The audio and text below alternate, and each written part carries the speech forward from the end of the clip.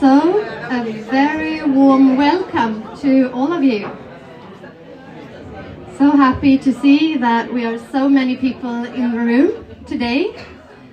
My name is Sara Larsson, and I have the great privilege of serving as the Executive Director for the Win-Win Gothenburg Sustainability Award.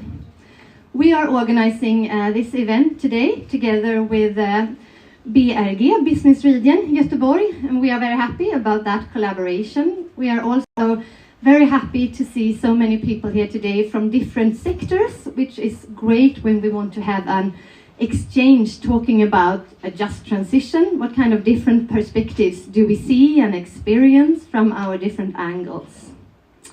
Bridging for a just transition. You will hear so much more about different perspectives and different angles from the panelists in a short while. And I would like to hand over the microphone to this year's expert advisor to the Win-Win Youth Award, Johan Holmén. Welcome here. It's always nice to be called an expert. So today we will learn if I'm also an expert in moderating panels. A bit of a new experience for me. So inclusive transition. I'm a researcher working on sustainability, transitions and social learning. And I'm not actually very interested in transitions for this panel. I'm more interested in the inclusionary perspective. If you remember when the New Green Deal from the EU was launched, and Frans Timmermans said, without a just transition, there just will be no transition. A bit of a motto we're using. I don't think that's right. I think there will be a transition, whether we like it or not. It's more a matter of if we manage to make something good out of it, if we manage to accelerate the positive developments, if we manage to lead this into the right direction so it benefits all society and nature in the long run. So in one way, I think the theme for this year is really about inclusion, because that is the most critical question and challenge for us now, because transitions will happen. And we see it happening already. Socioeconomic political developments, radical technical development, shifting preferences in society and among users. We see trends in how our energy systems, transportation systems, water systems, the way we design and plan our societies, sectorial transitions in industry. Under a wave of electrification, we have unemployment and also lack of competence at the same time. And with us today, we have a fantastic panel. It's a big panel and short time. So we will do our best to really use this time to together dig into these questions from different perspectives with our respective roles and experiences in working with inclusive transitions, or in my wording, making the transitions already happening inclusive, both for instrumental reasons but also as an important end in itself to reach an inclusive society. So, who do we have in the panel? So I will call you up one by one, and it will then be organized that I have a range of questions. You have seen the questions before, so I will see if we ask those questions. Likely we will stick to those, but if there is reason to deviate from that, I will not be very hard about that either. And around 20 minutes past 12, we will have a little interaction with you in the audience through a very innovative digital tool you've already been working with, of course. So first up on stage, and now excuse my pronunciation, but hopefully you can differentiate between the names and guess who I'm calling up at least. So first we have Giulia Laganà from Just Transition Center and the recipient of the 2024 Win-Win Award. One was right, okay. And then we have Gytis Blaževičius. Yes, it was you. from the Norwegian organization Natur Ungdom, recipient of the 2024 Youth Award. And then we have Rudolf Antoni. You are regional director for Svenskt Näringsliv. which in English is the Confederation of Swedish Enterprises, or Enterprise. Yes? Yes. Welcome here. And then we have Karin Lexén. You're the Secretary General of Naturskyddsföreningen, the Swedish Society for Nature Conservation. Please, yes. I will not call everyone in the audience up, so you can relax. And then we have Anastazia Kronberg from Business Region Gothenburg. You're a Process Manager, Collaboration and Innovation. And then we have Charlotta Helge from TCO, Head of Social Policy. And maybe you can help us with what TCO as an acronym stands for. Tjänsteman för centralorganisation, something like that. And that is everyone in the panel. And it's packed on stage, and that's fantastic. And we also have seats in front, so if you want to see us better or hear us a bit earlier, you can move to the front. Okay, so this is tricky. Who do you start with? So I just follow the list in which I called you up. So Giulia, you're first in here. Can you tell us a little bit about yourself and why you think inclusive transitions are so important? Thank you, I hope this works. Yeah, it does. Thanks a lot, Johan. Actually, you just basically stole everything that I was going to say. So I'm Giulia Laganà, and I'm one of the co-directors of the Just Transition Centre, which is one of the recipients of this year's Win-Win Award. Our centre is a department of the International Trade Union Confederation, which is the biggest organisation bringing together national union confederations across the world. So we're present in over 160 countries, and in Sweden our members include TCO, among others. So we call them our affiliates, our member unions. So at the Just Transition Centre, what we do is we support our members on the ground, precisely to achieve the objective that you laid out, Johan. We know the transition is happening. We know that some industries, which are dirty or polluting, will face restructuring, will face closures, will face relocation. And we also know that new industries are also being created, or shifting patterns of work are affecting the way they operate. So we just want to make sure that when it happens, as it's happening, that transition is what we call just. That workers are at the centre of those efforts, and that the jobs in the new sectors and the jobs that are being lost and hopefully recreated are good, secure and decent jobs. So that we achieve both our environmental and climate objectives in terms of the international treaties that all our countries have adhered to, but that we place people at the centre of all these efforts. And as we know, behind every single worker there's an entire family and community. So obviously when we talk about workers, it's not because we don't want to focus on other parts of society, but because we really think they should be at the centre of these efforts to ensure that communities thrive. Thank you. And Gytis, you're already looking at me. You remember the order. So, tell us a little bit about yourself and maybe the organization you're representing, and why you think inclusive transitions are so important.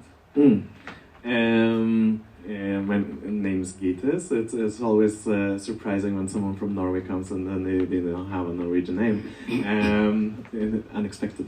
Natur Ungdom is Norway's biggest youth environmental organization and the oldest, and more or less the one that is of a big size. We work with most of environmental cases in Norway because we have local groups everywhere that work with what they want to, either it's local or national or international, but we focus on transition in oil and gas in Norway, and deep sea mining, nature enrichment, and stuff like that. For us, the inclusivity comes in two parts: very young people, so it's obviously important to us to not necessarily get included, but make ourselves included, because often you don't get that on a silver plate, because we're the ones that are going to kind of take over or be adults when the transition is at its peak, kind of. And in other way, we work in the same way that you say. An example of that is that when we work with farmers, agronomy in Norway, you would be surprised how little time we use on talking about cutting meat production as an organization, and how much time we use to actually make and support Norwegian farmers in their kind of fight for getting higher income.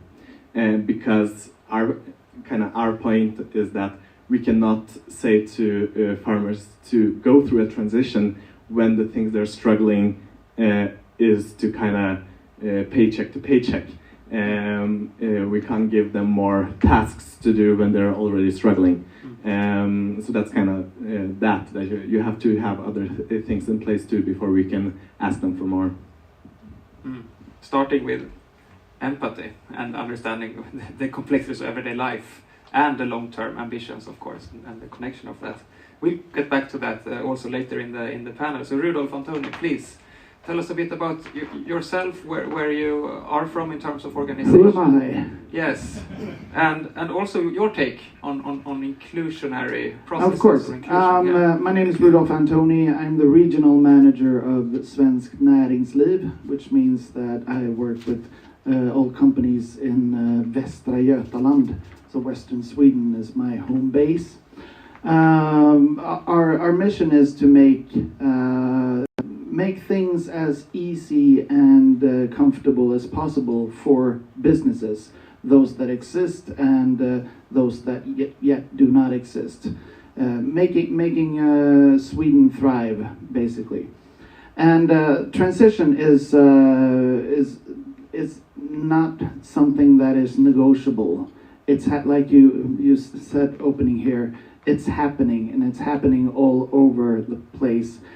Starting with the big businesses, they have their long-term strategies in place, but we see that many small businesses are part of their transition also, because political influence from the EU, from the Swedish government, it all trickles down, and also from the bottom up, from the consumer perspective, the demand for businesses to be non-polluting and be fair in what they do is increasing.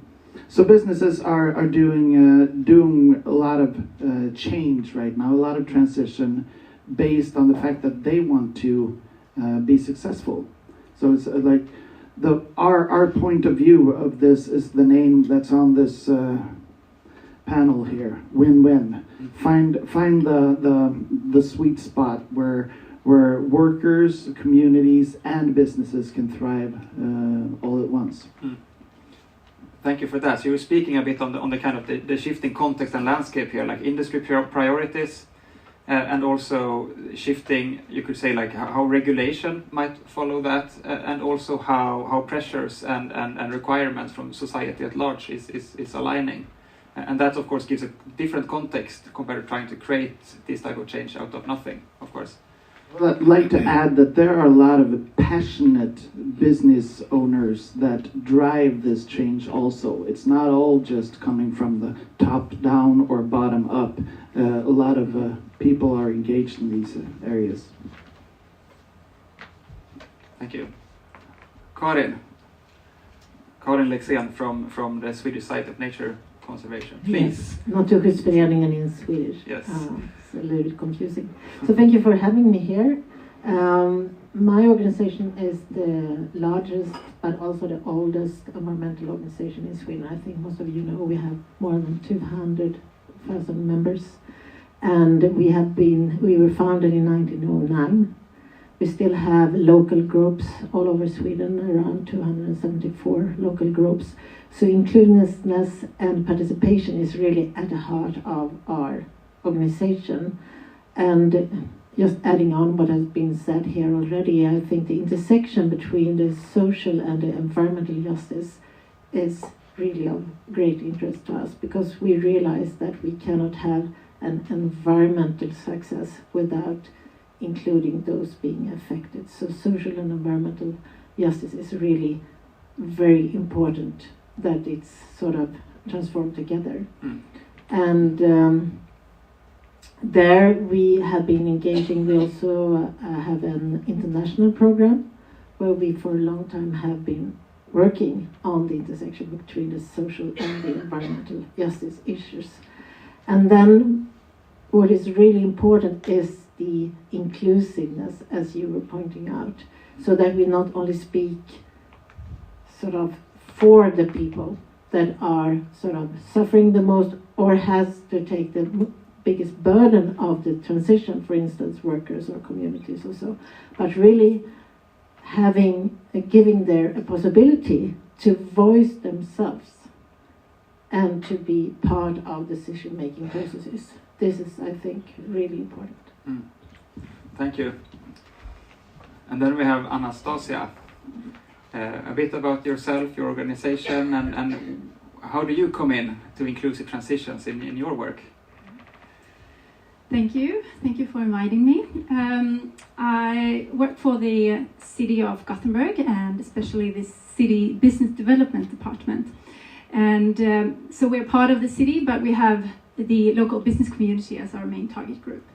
And that's where we see that the sustainable city creates business opportunities for the companies in our region. And we are measured in high employment rates and creating as sustainable growth. And by doing that, we have to have an include the workers and the companies in this process, of course. So my role is actually about supporting our business community in the green transition to be robust and competitive in the future. And that means that we have to do a lot of reskilling and work a lot with skills management, for example, and show that there are new jobs and new opportunities and create hope in what's coming in the future. And I will tell you a little bit more about what we do exactly, but that's basically in that sphere or area where we work. And what drives me is definitely or motivates me in this is the dream of an inclusive and just and sustainable society, of course. And the transition that we're in right now, it has to be an opportunity for that. Thank you. The passion that we talked about earlier. Yeah. Okay, Charlotta, please. Yes, Charlotta Helge, Head of Social Policy at TCO. And TCO is a Swedish confederation for professional employees. So we have 12 affiliated member unions across the entire labour market with 1.2 million people. And we often talk about just transition, which I think is a similar concept to an inclusive transition. And we do that because the transition needs to be one with popular acceptance and inclusion, of course, and where people and employees are given the opportunity to participate and to influence their work and life in a more sustainable way. And the climate issue is highly relevant to our members. They know that we need to change and that we have to move very fast, that we are in a hurry. And I would also like to say that when we talk about climate change, the politicians often talk about the need for public support, but I would argue that the public support's already there, and the just transition is a key role in keeping it that way. And of course we can do more to ensure a just transition when it comes to educational systems. We need to be able to reskill and to re-educate throughout our whole working life. We also need strong social security systems so that we can feel secure and safe in the transition. And geography, where you live shouldn't play a part in your ability to be in the transition. So that's us. Thank you. Perfect. And now comes the fantastic moment when I have 25 new questions and you have even more questions, and I have a agenda here. So what should I prioritize? Giulia, are we good in Sweden in thinking about inclusive transitions from what you have seen so far and the context you already have with labor organizations and other actors here? Because knowing that you are I would call you an international organization. So what is your view on how we are doing in Sweden, and someone else we should be looking more at? Right, okay, that's a tough question, especially because we still haven't received the award. No, I'm just kidding. So no, I mean, this week's been absolutely amazing, and we've met incredible people, and also had a bit of an insight into the situation in Sweden. But obviously, like, in no way could I consider myself or my colleagues who are here today experts on Sweden, except for Amalia, who is actually Swedish. So the rest of us should learn from her. Yes, we are indeed an international organisation. So I think one of the key elements for us when we talk about a just transition is also the international solidarity dimension, which is key to the trade union movement. And so we work a lot with and support mainly our affiliates in the Global South, because that's where the greatest needs are, in terms of resources, in terms of capacities, and in terms of the immense challenges that they're facing. And that's not just because of the future. I mean, most of what we've been discussing so far has been sort of future-oriented, but we can already see the impact of climate change in Europe, of course, but even more so across the world, in places that are often forgotten. I mean, the other day the media was full of stories about, Hurricane Milton in the US. We had 24/7 coverage. At the same time, hundreds of thousands of people have been displaced in Nigeria and Mali, hundreds killed, and that barely got a mention in the international media. The cause is the same, it's climate change. So what we try to do, and what we always try to remember, is connecting those dots. And Sweden is obviously at the forefront of these changes. It's much further ahead compared to most countries in the world, including in the discourse and public opinion coming out of employers and other organizations and local and national governments. Even with the changes in government, I'd say that still it's probably at the forefront of these efforts, and that's within the framework of the EU. But what we always try to do as well is connect those dots. So just to give you a practical example, we work with, not just on supporting in terms of practical support and also funding our affiliates on the ground in the Global South, but also through peer-to-peer learning and through strategizing internationally. So for instance, if there are development partnerships in particular countries where the Swedish government or the Swedish Development Agency or Swedish companies are involved, we will organize calls between our affiliates in those countries and our affiliates in Sweden, say, to see how on both sides they can influence the companies, the governments, so that social dialogue ultimately leads to a just transition, both for adaptation and for mitigation. So we always try to keep the two things together. Because I think a lot of the discussions in today as well have been about, as I said, forward-looking, so towards the mitigation aspect, or what society is going to come out of this. But we already have to deal with the very big injustices that we face in today's society.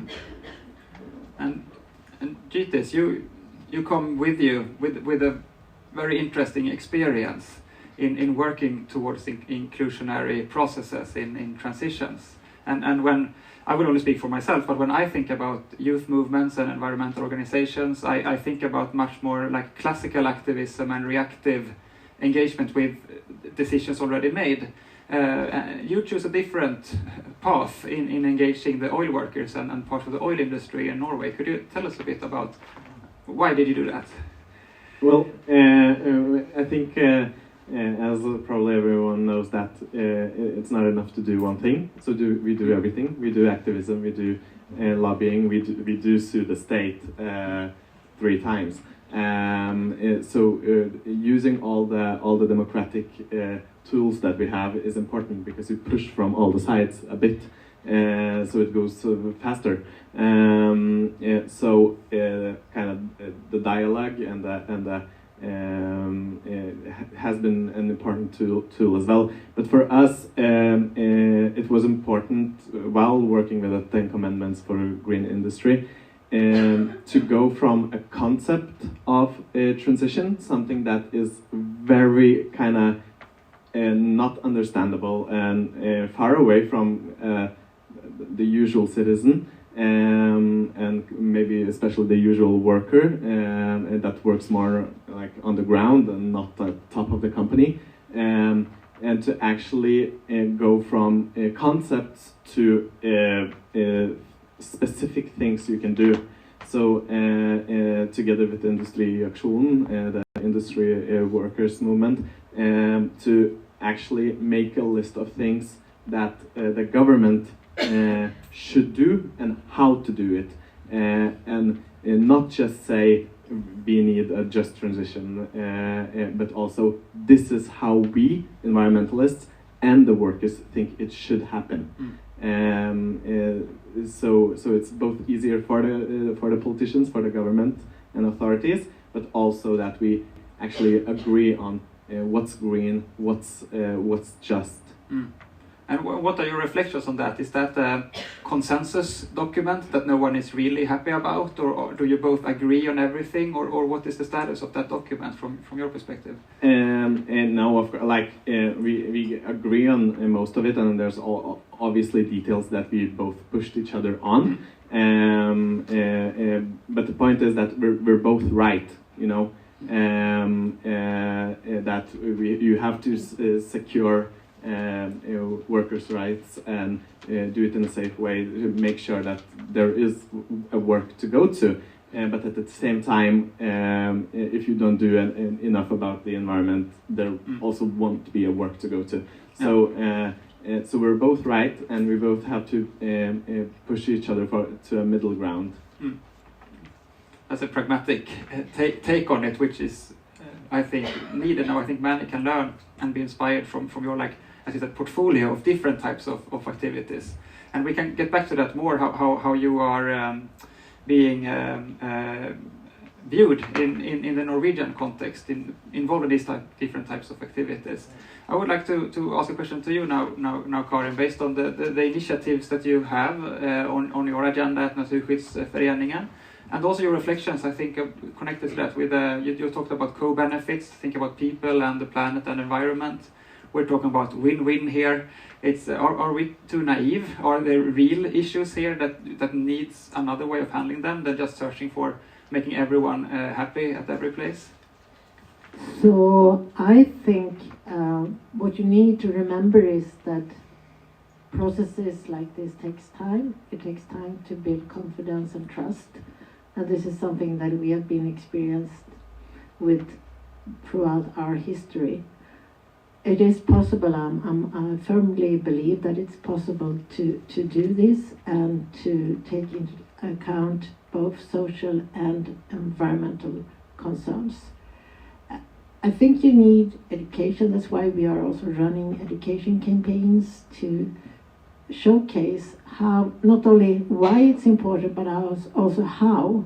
For instance, in our tradition, we also not only lobby against proposals that is already on the table, but we also come forward with proposals on how to make it possible.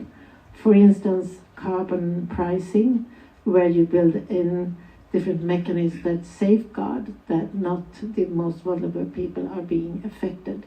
And there are a lot of things that we need to push for currently when it comes to the energy sector, households, farming, as you were speaking about, and also energy, transport, farming, rural, urban planning. And we need to do it step by step. The frustration is, of course, that we don't have much time.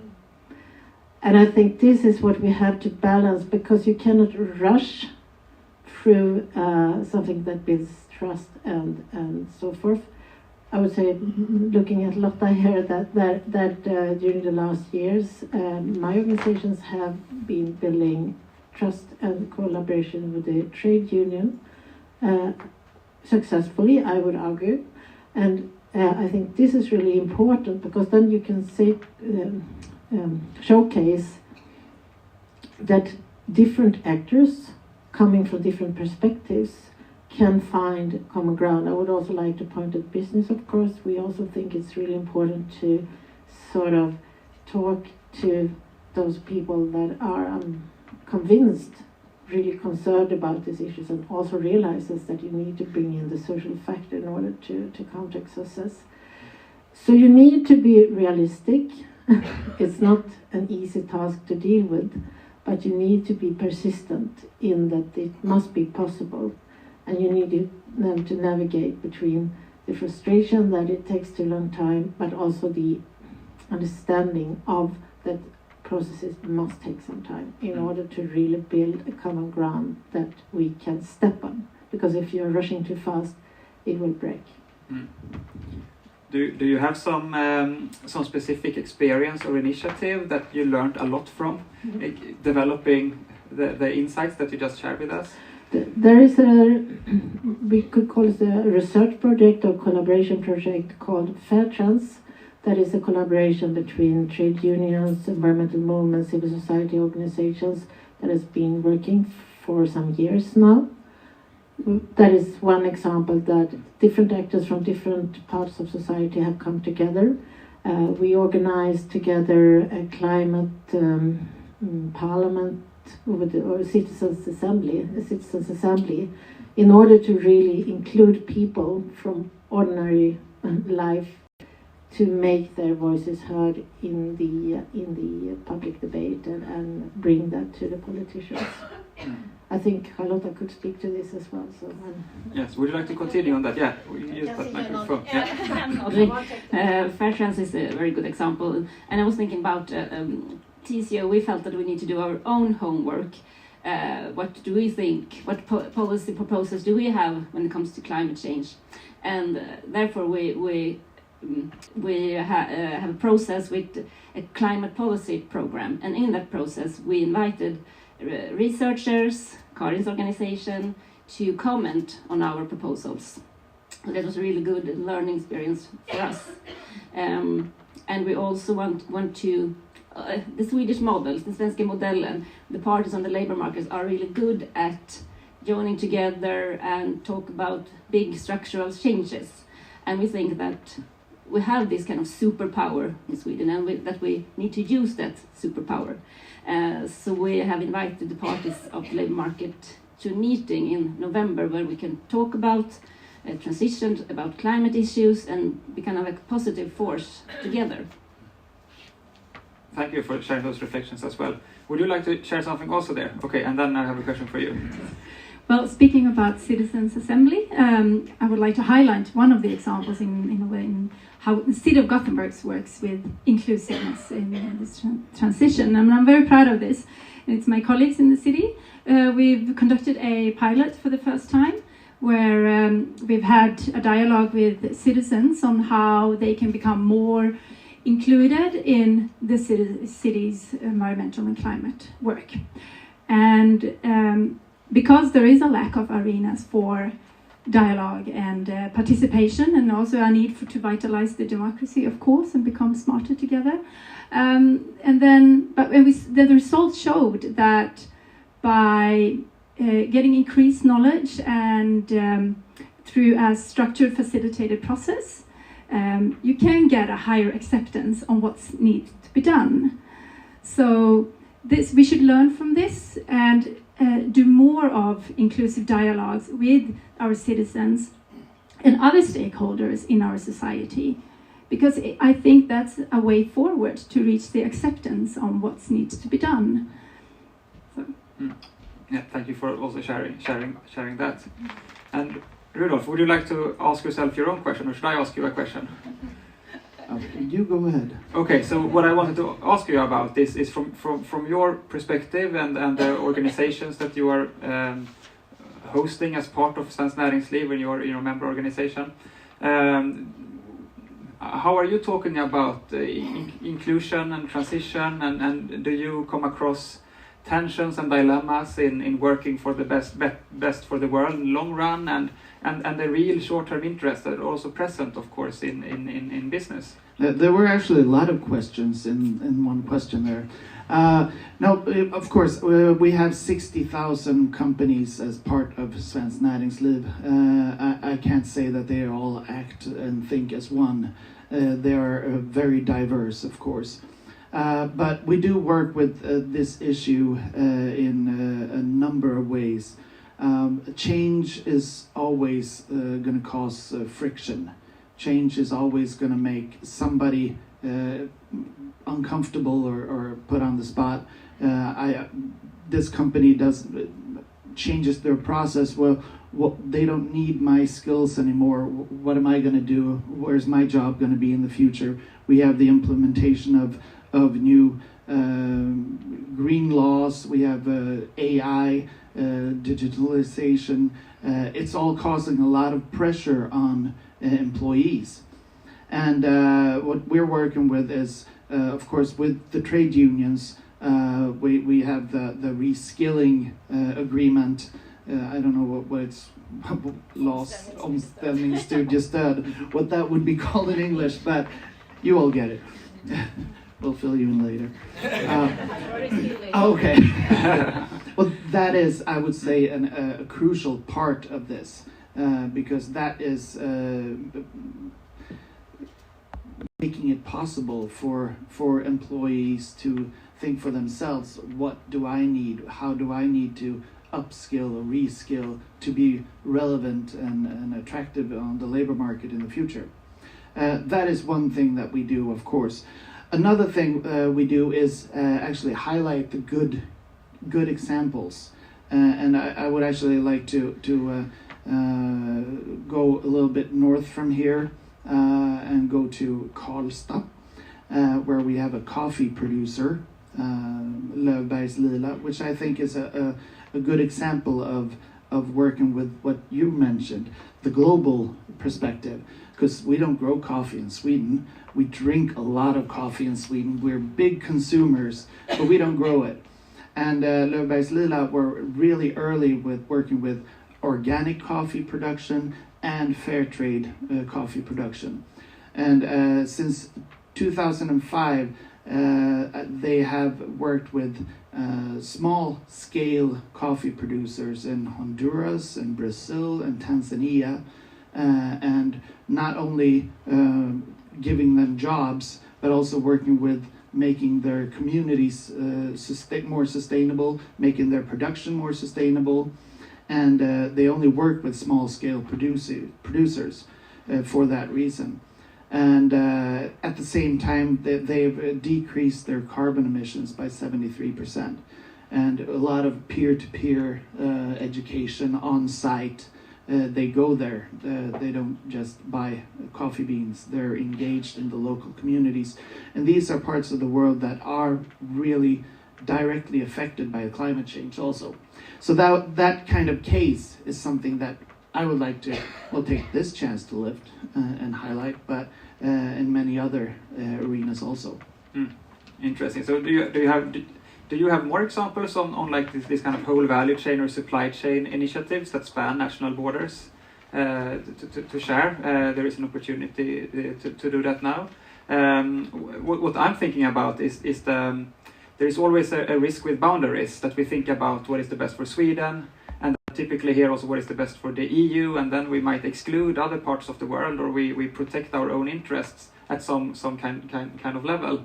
And I think here you point towards that a bit, like working in Sweden, but also actually towards countries outside the EU even. And still we are importing raw material and refining it here, which is also part of the kind of the industrialization of Europe. So I think there are so many aspects of that need to be worked on if we talk about the global just future for all. And everyone has, of course, the journey to make there. Would you, Karin, like to comment a bit on the global justice considerations from your perspective? No, I think it's a very important point that you're making, and also referring to what you were saying. Unfortunately, we see a backlash, I think, in this thinking, and it's understandable, given the situation with a very strong China, with how there are good reasons. But then we really need to define a voice that continues say that actually we are part of the same planet, and we are being affected by what is happening around the world, and we are all human beings with the same rights. Some of us weren't born with the same possibilities, and therefore we have a responsibility, moral responsibility, to reach out to those that have the same rights as we have, but not has the same possibilities. And I think this is a huge responsibility for all of us to continue arguing for that global justice, and inclusiveness also in decision making. For instance, in the global decision making processes, I'm myself going to the meeting in Colombia pretty soon with the Biodiversity Convention, where inclusiveness is a really important issue there. So there is a big responsibility also to the governments, to the countries, to continuing decide on rules and regulations that really opens up for the inclusiveness of more less resourced countries and also people, and not to forget about indigenous people, girls and women and other groups that very often are set behind and who does not come into the central decision-making tables. This is a huge issue, but maybe this is a starting point of the reflections. Gytis, you were nodding a lot there. Would you like to translate that nodding into words? No, I think when we talk about that's really important, and what I was thinking about is coming from Western rich countries that really pride themselves in high quality workplaces, having high quality what you produce, and then those same companies go into the countries like Brazil, like Chile, and it kind of for Norwegian context, in Norway has a very high respect, and people just have this idea that since this is a Norwegian company, they're doing exactly the same as they're doing in Norway, in Chile, in Brazil, and then we have the cases where the Norwegian salmon farming just kills all the native salmon population in those countries because they do to no extent follow the same environmental kind of standards as they do in Norway, as they have to do in Norway, but people just think that they do because we're Western and we're Norwegian. So that's where I think both the importance of inclusivity of the local communities, but also collaboration between labor unions around the world is very important, because we see a double standard of how we Europeans act in the rest of the world. For how long time have you been working with these issues from the labor union perspective? Is this something new for you, or has this always been a big demand for your members and those you represent? It's quite new, actually, I would say, unfortunately. But it's very important to us now, so better to start with something than do nothing at all. Because we have our members clearly points out that the climate issue is important to them. 7 out of 10 tells us that they are really worried about climate change. 9 out of 10 tells us that they want more from our politicians, and 6 out of 10 says that their working place will be affected in the future by climate change. So it's a big issue for our members, and what we hear here is that we need to step up our game in Sweden as well. We need to our climate goals, we need to do more to live up to them. We have the Paris Agreement, our European commitments, because if we in Sweden, if we take that as an example, can't do it, who can? We're a rich country, we need to do what we have told the world that we were supposed to do. I met some people from Arizona, and they had the opposite motto: if we can do it, everyone can do it. So that's also a nice collaboration. So Rudolf and Anastazia, would you like to share something? What do you think are the extra relevant questions and challenges for West Sweden and Gothenburg, given your geographical context here?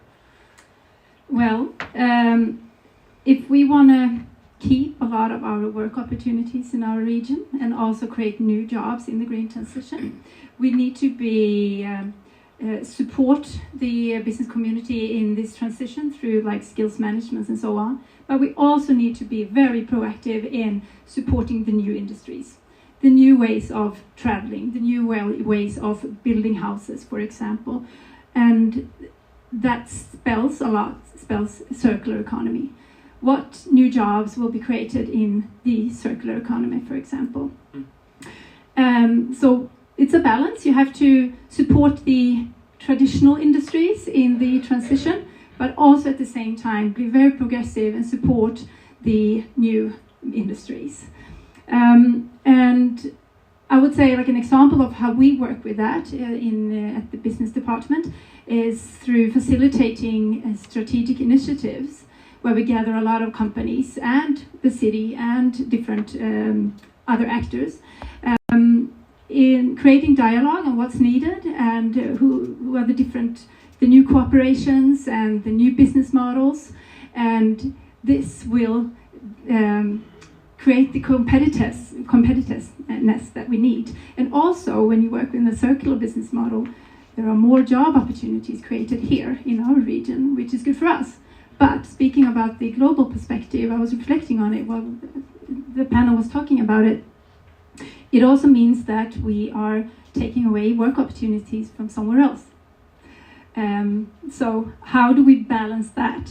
The more clothes we're circulating here, the value chain will become closer to us, but it also has an effect on work opportunities somewhere else. It's a perspective that we need to handle. Yeah, so we might want to nuance the question a bit, like win-win for whom and where and why, yes. So to speak. Yeah. And how can we still then support the development somewhere else while this transition is happening here? Rudolf, anything to add on the West Swedish and Gothenburg context? Oh yeah, we're facing a huge obstacle, and that is that we are electrifying everything. A lot of electrification of industry means that we need more power, and power production has an impact on the environment, has an impact on the lives of people where you produce the energy, and there is constant conflict. And this is actually a very good case for working with inclusive transition, finding a way to produce more wind power at sea and also not destroy fisher communities and the environment for people living nearby. There is a conflict of interest every single time you need to produce energy, and we all say that this is how we stop emitting carbon. So, yeah, it's an issue. Exactly, and how you're waving, so I will leave over to you, because that is you can learn from each other how to deal with conflicting interests and whether interests are locked or if they can change. Also in a dialogue process, for example. So Gytis, please. I think what's important when we talk, we have to support things. It's also the reason why we are in a climate and nature crisis is because we're using up resources we don't have. And we don't have the resources either to support everything. So we have to choose what are we going to support. We have to prioritize. So you don't up the cases where different municipalities in the whole country says yes to a battery fabric, to a data center that's going to use more electricity than the whole country is producing today. So we need a steady and hard leadership and collaboration between the tripart to actually decide what projects are we going to prioritize.